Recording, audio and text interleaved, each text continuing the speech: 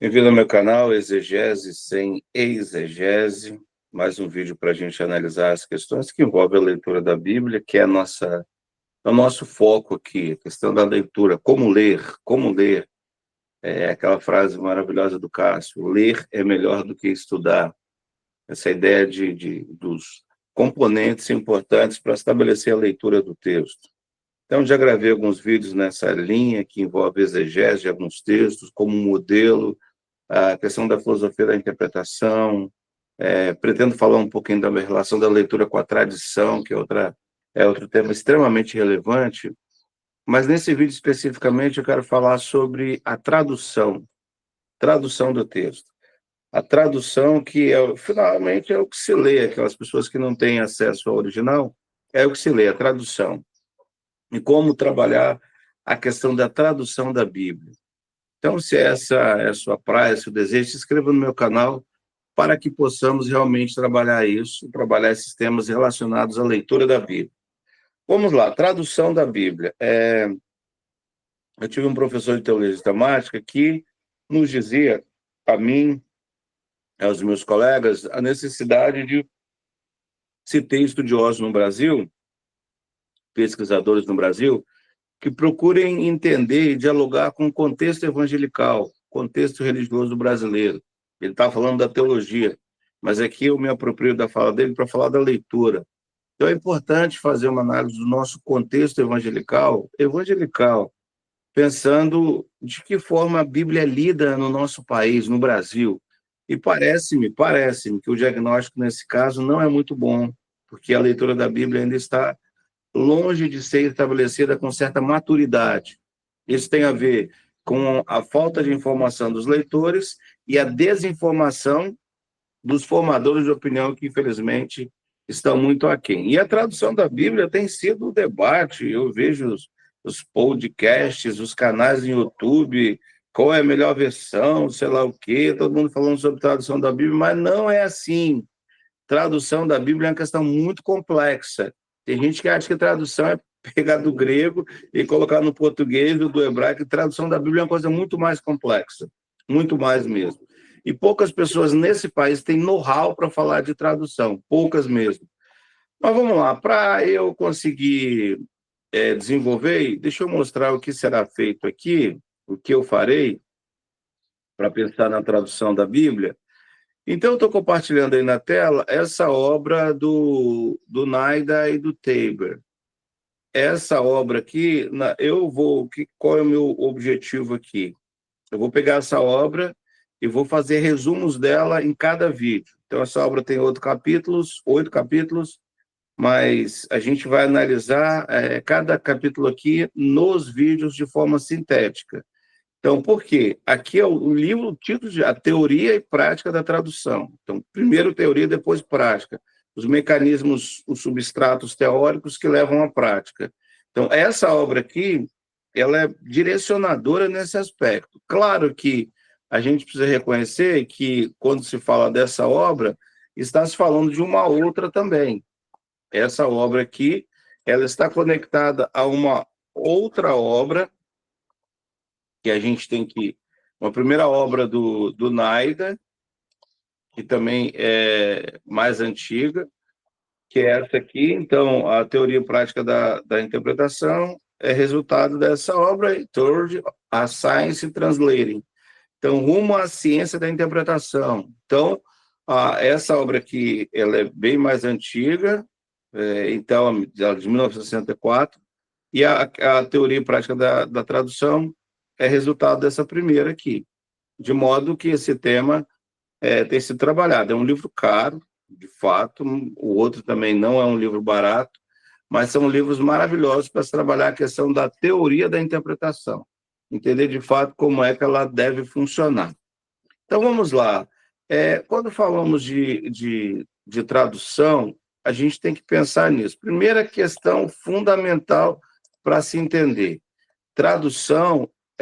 A tradução da Bíblia, ela tem vários componentes teóricos que a dirigem, vários componentes.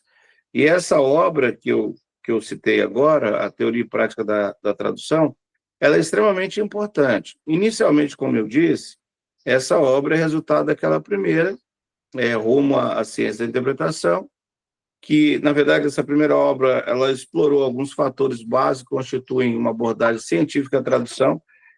Esse termo é importante para a gente entender. Existe uma abordagem científica à tradução, que não é só equivalente, não é só a ideia de pegar do original e colocar no português. É mais do que isso, muito mais do que isso. Então, na verdade, a gente pode falar, pela obra, que existem elementos teóricos e habilidades práticas. Elementos teóricos que levam, evidentemente, o tradutor a desenvolver habilidades práticas para executar os procedimentos. Então, existe uma orientação científica para lidar com as estruturas linguísticas, com a análise semântica, com a teoria da informação, tudo isso.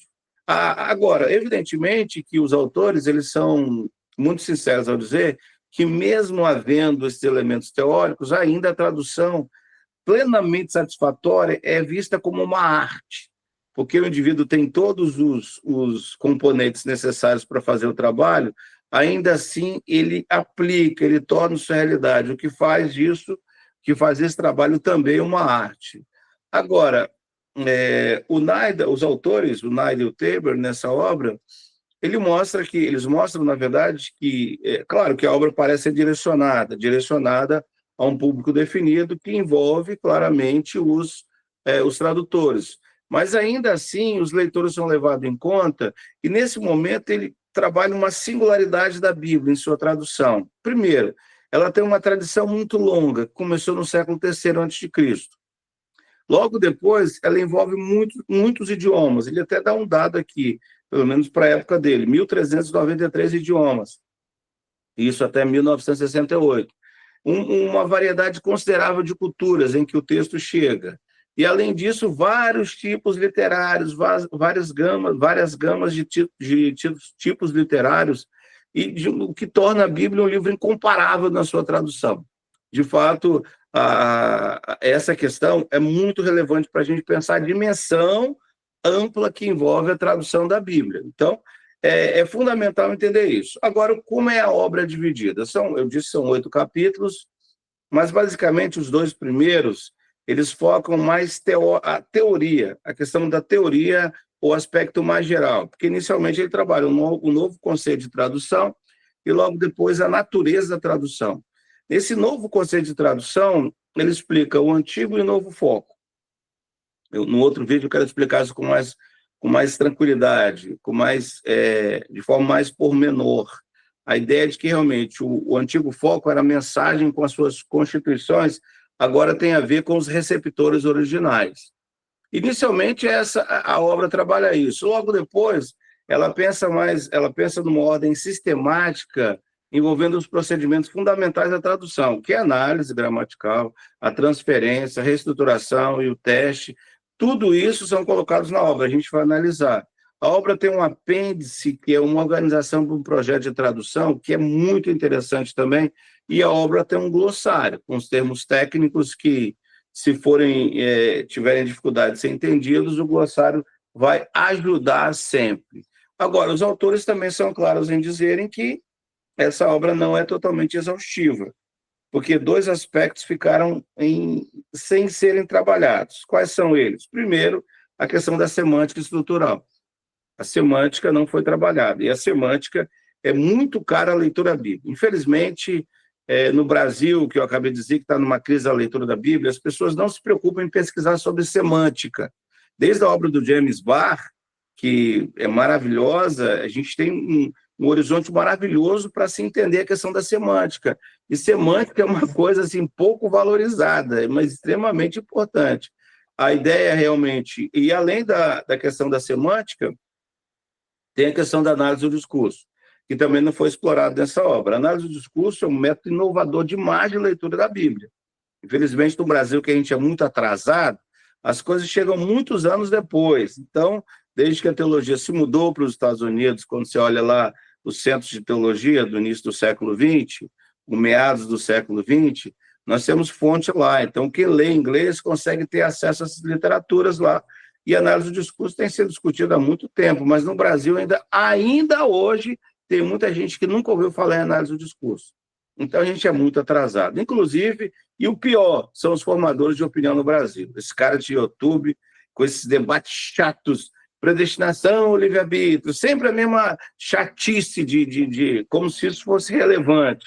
Ninguém está preocupado em entender e formatar como a leitura da Bíblia tem que ser feita, que é um debate profundo na academia em relação a isso. A academia que define, que discute o método histórico crítico, há alguns protestantes que levam a sério, que defendem o movimento, o método gramático histórico, o problema da inserção da hermenêutica pós-moderna, que está aqui, não há como fugir disso.